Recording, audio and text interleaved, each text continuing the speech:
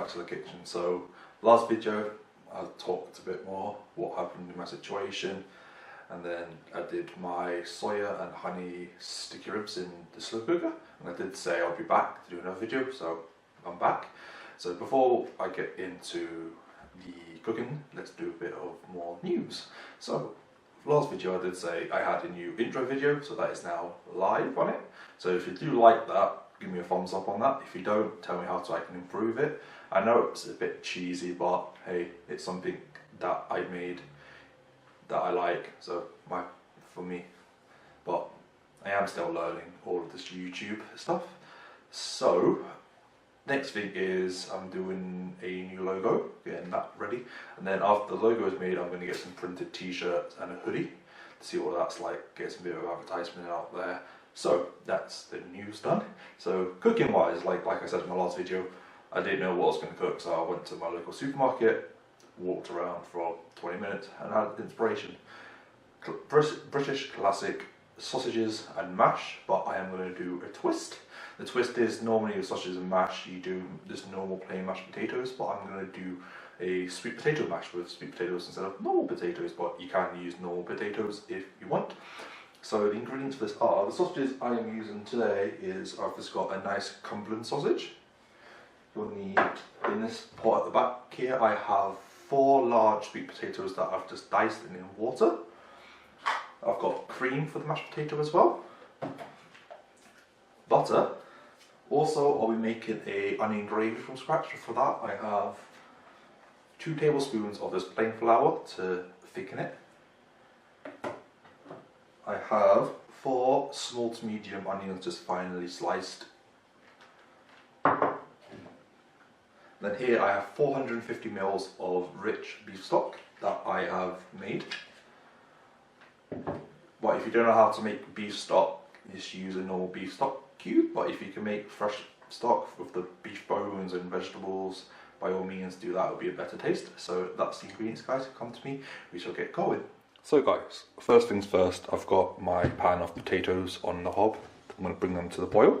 In this pan I've got about 2 tablespoons of butter that I've melted. I'm just going to add my onions to it now. So now what you want to do is you want to caramelize these onions for about 10 to 15 minutes. So this is going to be for our onion gravy.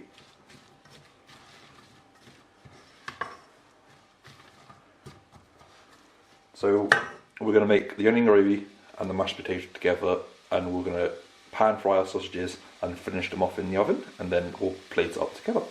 So now I'm just going to sweat these off about 10 to 15 minutes. So now that our onions have been sweated off for about 10 minutes and slightly golden, what I'm going to do is get my flour, add that into the onion mix, quickly mix this. I'm going to do this for a minute.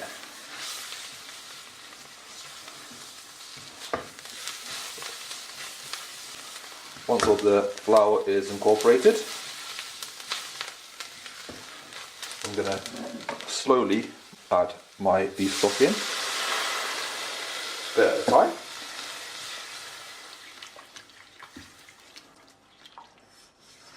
Until it gets thick, and then this onion gravy I'm going to put to the side, and that's that done. So now that our onion gravy has thickened, to season this I'm going to use some fresh black pepper.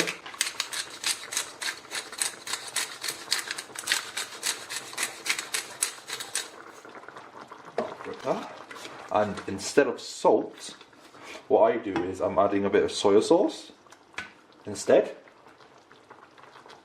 because it gives it another depth of flavour and the colour.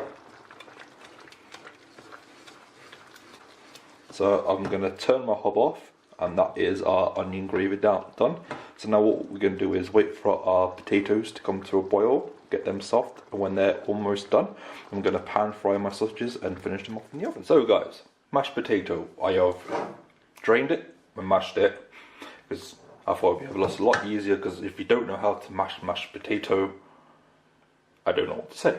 So to season this, I've got some butter, salted butter, so I don't have to season it with salt, so I'm going to incorporate the butter to melt.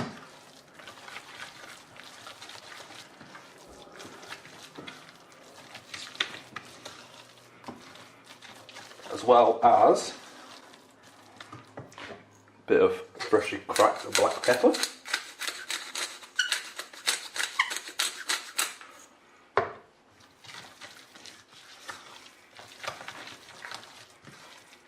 Normally people use milk, but I'm going to use cream. It gives it another depth, flavour and a bit of richness. So not a lot, just a bit. Add the cream in and slowly incorporate it all.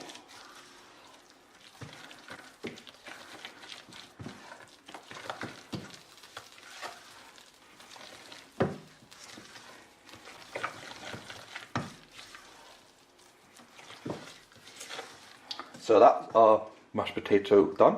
We've done our gravy, so now all we need to do is pan fry our sausages and finish them in the oven. So for the sausages, I've got some groundnut oil in here. I'm using groundnut oil because I want a neutral oil so it doesn't spoil the flavour of the sausages. So I'm going to put the sausages in, the oil's heated up.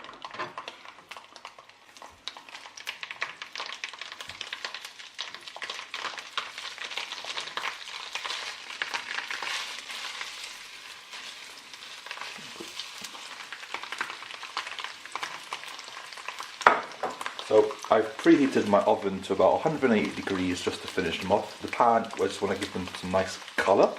So I'm going to pan fry them for the colour.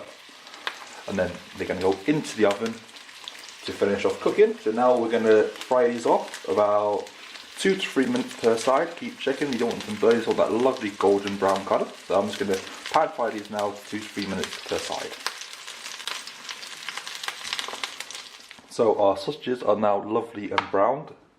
What we call this is just sealed the meat. So we sealed our sausages, giving it a lovely colour now.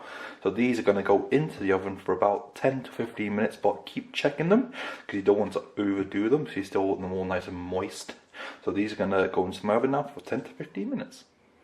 So guys, our sausages are lovely and cooked, still nice and moist inside. So to plate, I have my plate. I've reheated the mashed potato and the gravy. So I'm going to get a nice spoonful of the mash on the centre of my plate. I'm going to get 3 of my sausages. And then the gravy, I'm literally going to get 1 lovely ladle right on top.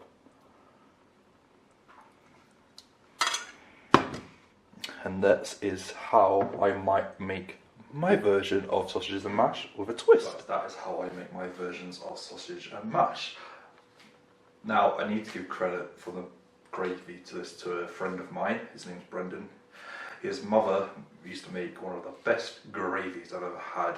And this is coming from someone that went to culinary college to make gravy, but I don't care. So this gravy recipe is her one that she used to make all the time.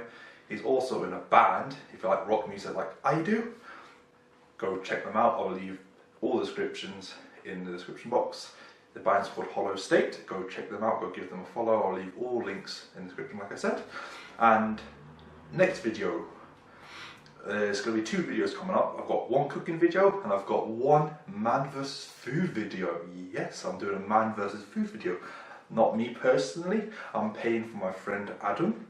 You've seen him in other videos. I've mentioned him, he's a streamer. I'll leave a link in the description for his stream. He's doing a 24-inch pizza challenge. He has to eat a 24-inch pizza with 4 toppings in an hour. So that will be recorded very soon.